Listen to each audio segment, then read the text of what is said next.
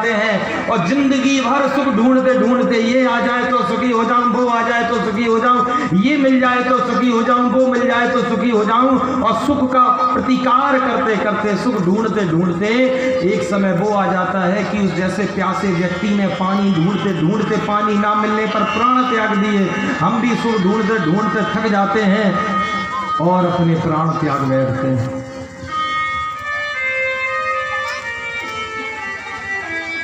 High school में है, ना जाने कैसे पास होंगे।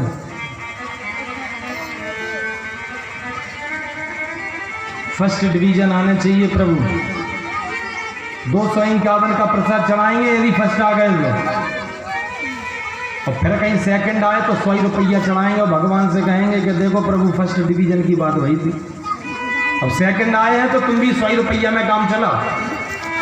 बोलो राधे राधे।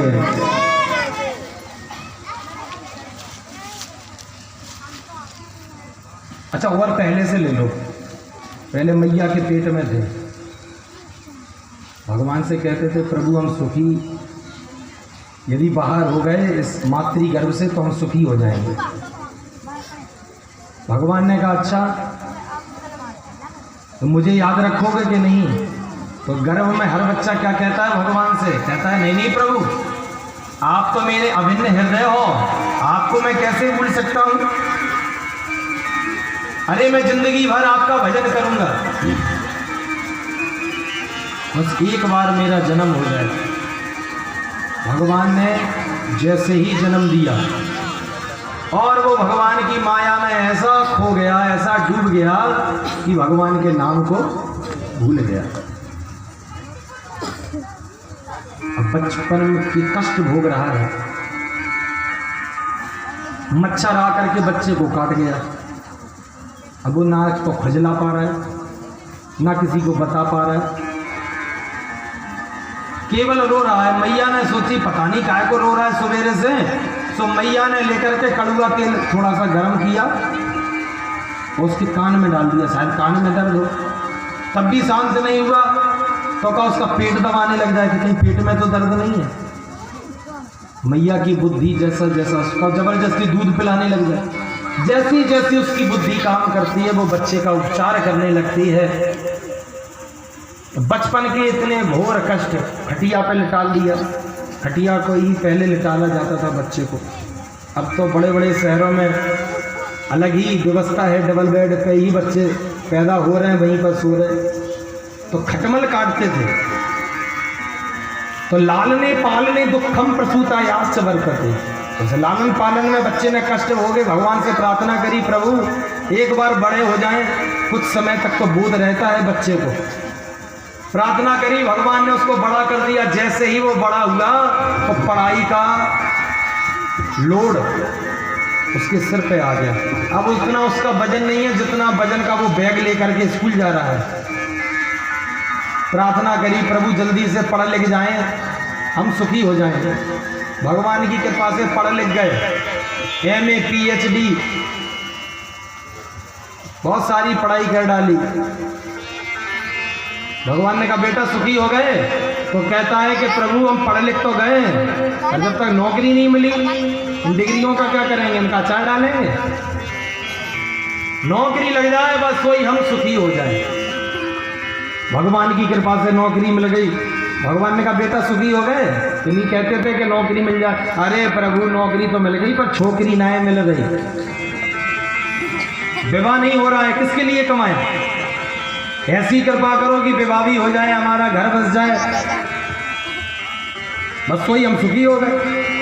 भगवान ने कहा ठीक। भगवान ने विवाह भी कराए दियो। भगवान ने फिर पूछा बेटा सुखी हो गए? तो कहता है प्रभु विवाह तो हो गया पर बच्चे नहीं हो रहे, अब ऐसी कृपा करो। भगवान ने किसी संत को भेज दिया, कहा जाओ उसको बता दो कि भगवान शिव की आराधना करें। भगवान भोले बाबा बहुत जल्दी बच्चा दे देते हैं, उनकी आराधना उपासना करो, प्रसन्न करो, भोले बाबा की कृपा से बच्चा भी होगा। और भगवान की कृपा से उसके यहाँ एक समय पर हो गया बेटा। भगवान ने कहा अब तो तेरा परिवार भी हो गया, बच्चे भी हो गए, अब तो तू सुखी हो गया होगा। तो कहता है कि प्रभु अब परिवार इतना बड़ा हो गया, 2 पहिए की गाड़ी में परिवार नहीं बनता, कहीं जाना हो 4 पहिए की गाड़ी घर में होना चाहिए। गर्मी बहुत पड़ती है महाराज, एसी भी होना चाहिए, और राजाओं जैसे ठाट भी हो जाएं, और भगवान पूछ रहे हैं कि बेटा सुखी हो गए, तो हर व्यक्ति का प्रश्न जहां की तहां, अरे महाराज काहे के सुखी हो पाए, पहले जब हमका कुछ नहीं था तो हमका कोई चिंता भी नहीं थी, बढ़िया तांड पत्रा हम सोते थे,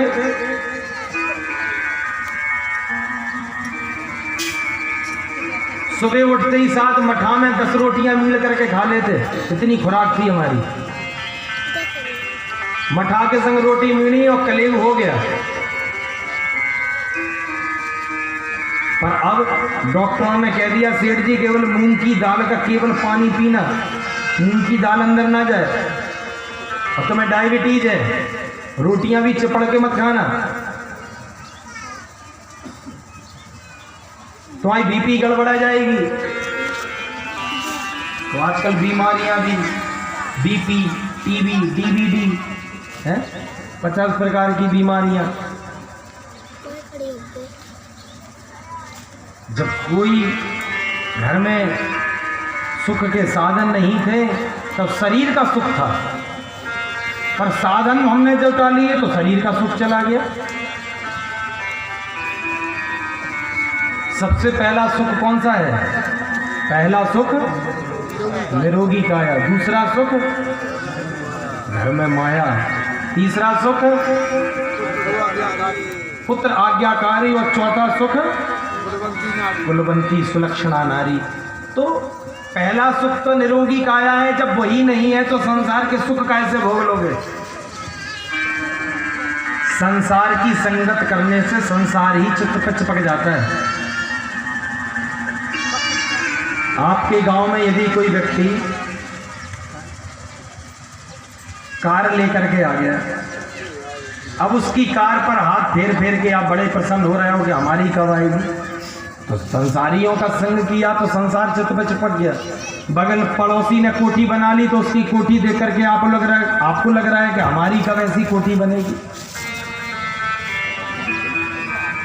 तो जब ऐसे लोग की संगत करोगे, ज्वारियों के संग रहोगे, तो अपने आप ही आपको पत्ते फेंकने आ जाएंगे, चाहे आपको ज्ञान पहले हो या ना हो।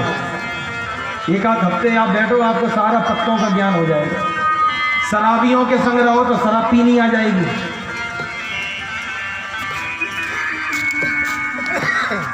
पहलवानों के संग रहो तो पहलवानी की दांव पेच आप सीख जाओगे। तो जब ऐसे लोग अपने संगत का आपको रसिक बना देते हैं, तो आप जब साधु संघों के संग रहोगे, सत्संगियों के साथ रहोगे, तो वो अपने रस का आपको रसिक नहीं बनाएंगे क्या? सूत जी महाराज कहते हैं सौनकादिक ऋषियों,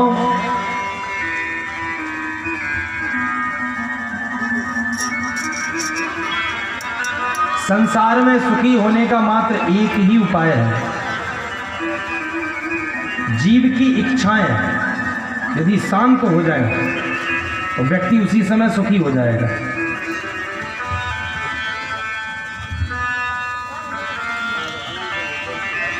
एक संत ने कहा है कि चाह पैसों से आनों में आती रही,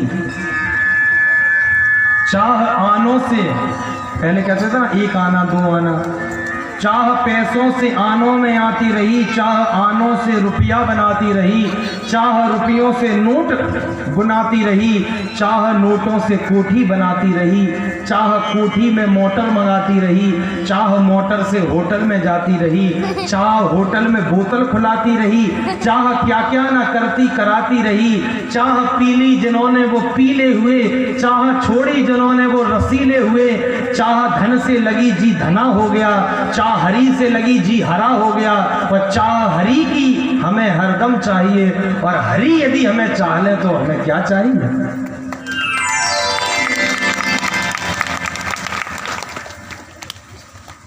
पीछे वालों को हम कुछ लोग तो देख रहे हैं कि कथा नहीं सुन रहे, सबकी ताली बजी, सुनने ऐसे देखो पवन को।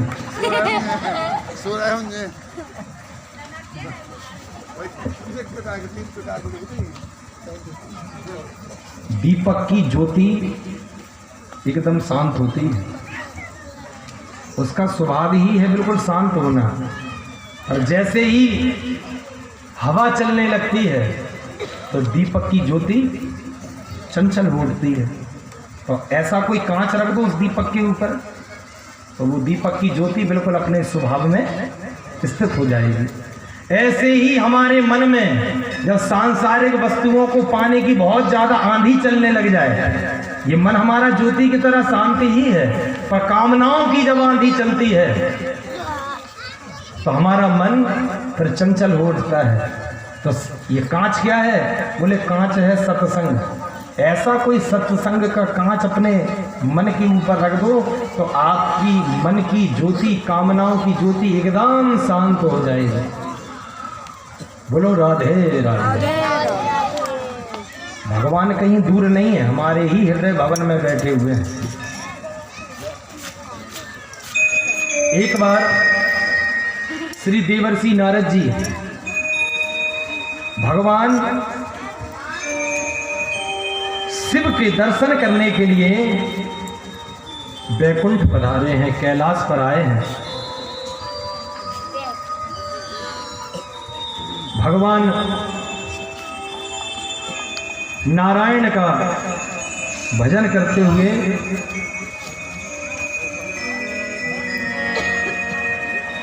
बीड़ा बजाई और नारद जी आ गए कैलाश।